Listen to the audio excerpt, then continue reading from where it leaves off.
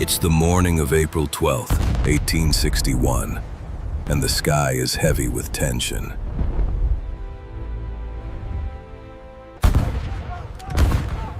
Inside a military base in Charleston, South Carolina, a deafening sound echoes through the air.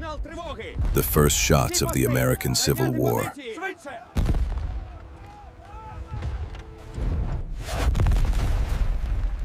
The cannonball crashes into Fort Sumter, and in an instant, a nation is torn apart.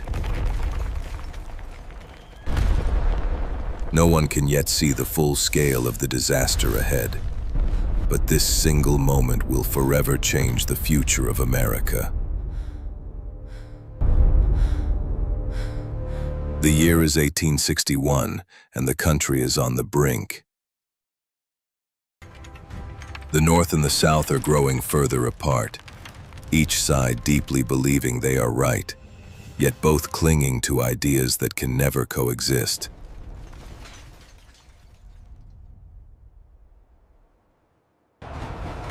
In the North, the cities are growing, factories are booming, and free labor is the foundation of progress. In the South, it's a different story. The land is wide, the fields stretch endlessly, and slavery is the backbone of the economy.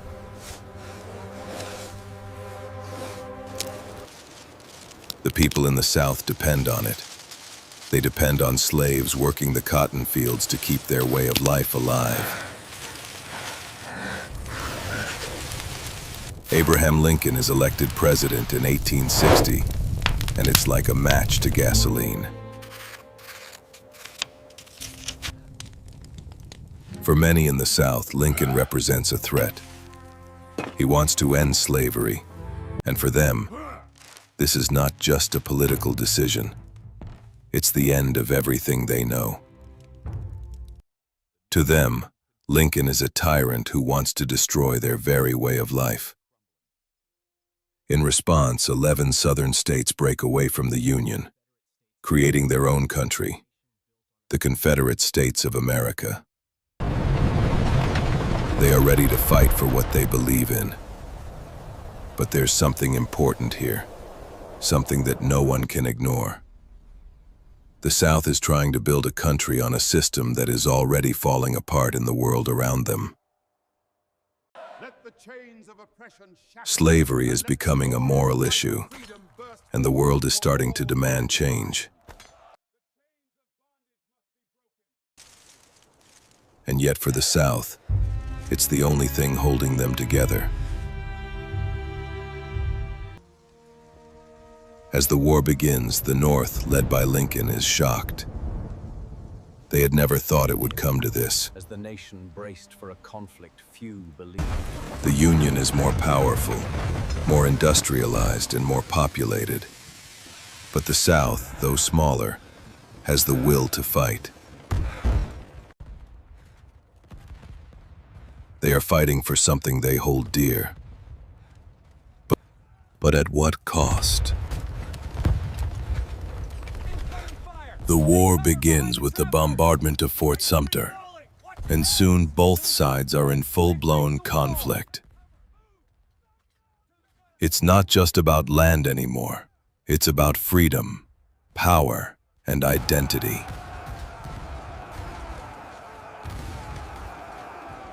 There are thousands of soldiers, men, boys, who have no idea what they are truly fighting for. But they follow orders.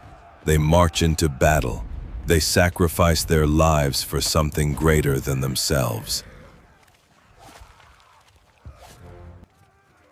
The war is brutal, unforgiving.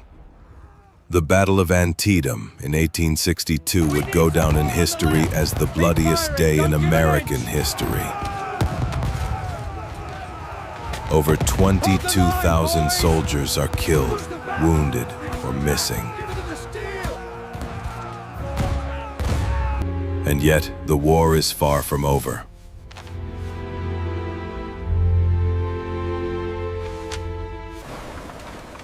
The North has one big advantage. They have factories, railroads, and an industrial economy that can keep pumping out supplies.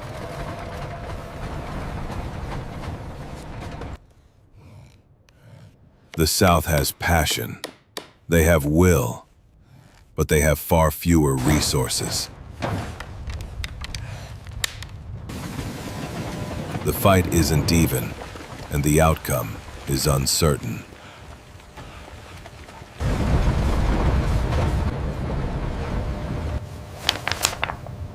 In September of 1862, Lincoln does something that no one saw coming. He issues the Emancipation Proclamation, a bold move that changes everything.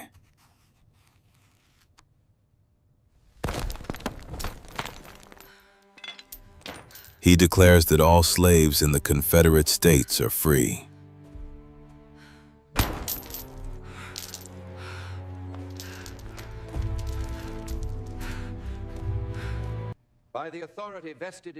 This isn't just a political move. This is a moral stand. By the President of the United States of America, a proclamation. I do order and declare. Lincoln is not only fighting to keep the Union intact, but he's also setting the country on a new path, one where freedom will stand at the center.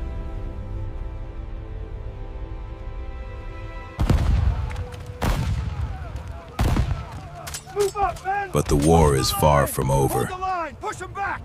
Hold the line! Fix bayonets! Over the top, boys! Charge!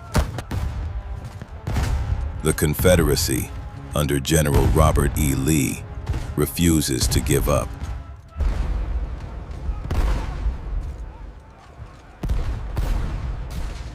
Charge!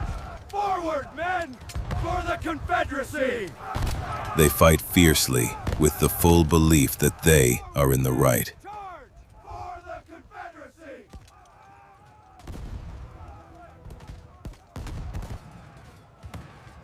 And with every battle, with every life lost, the stakes grow higher. Hold the line, boys! Give up the battle! By the summer of 1863, the war reaches a turning point at Gettysburg. This battle, one of the largest and deadliest of the entire war, will decide the fate of the Union.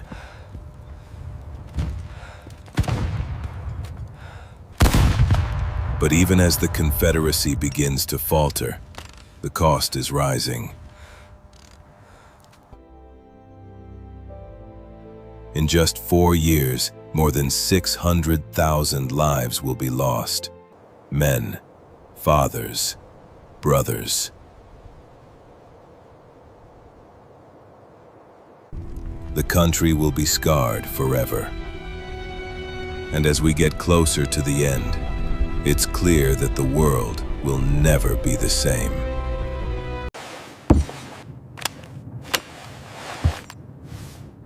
In April of 1865, General Lee surrenders to General Grant at Appomattox Courthouse, and the war officially ends. The Union is preserved. The Confederacy is defeated.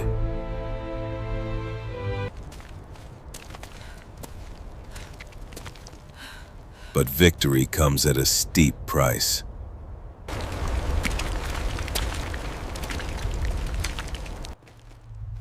What happens next will decide the future of a nation that is broken, unsure of its identity, and struggling to heal. I don't know, but we have to keep moving. How will the United States rebuild itself after this devastation? How will it address the deep divisions that remain?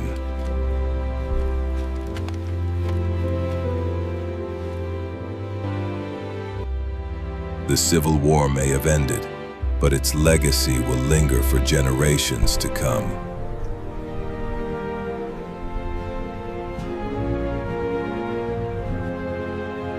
Carefully now, lift on 3. And so, the nation must ask itself, Can it ever truly be whole again?